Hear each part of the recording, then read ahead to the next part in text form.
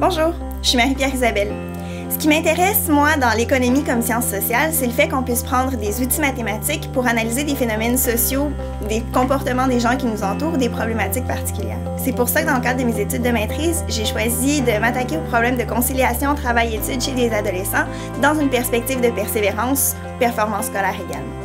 Ce qui m'intéressait comme question, c'est lorsqu'on a un groupe d'adolescents, un groupe d'amis qui fréquentent la même école, lorsque la moyenne au sein de ce groupe-là des heures travaillées pendant l'année scolaire augmente, est-ce que chaque étudiant qui fait partie du groupe va avoir tendance, par mimétisme ou conformisme social, à lui aussi augmenter ses heures de travail? Ce qui fait en sorte qu'il y aura un effet domino sur la participation des étudiants au marché du travail qui causerait chacun d'entre eux à travailler un peu plus chaque année, ce qui pourrait avoir des conséquences négatives sur leur performance académique ou sur leur persévérance scolaire.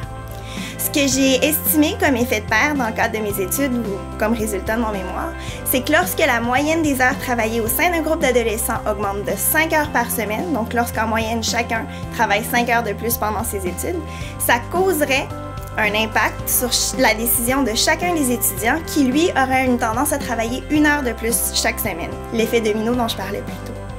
Ce type de résultat-là peut être super intéressant pour les décideurs publics ou encore pour des acteurs comme la Fédération des chambres de commerce, qui, il n'y a pas si longtemps, a choisi d'imposer un plafond volontaire de 16 heures hebdomadaires de travail pour les moins de 18 ans, les étudiants qui sont encore au secondaire. Donc, mes résultats peuvent permettre de voir comment est-ce qu'en plaçant ce plafond-là, ça peut permettre de limiter l'effet domino ou les effets de pair sur la participation des étudiants au marché du travail.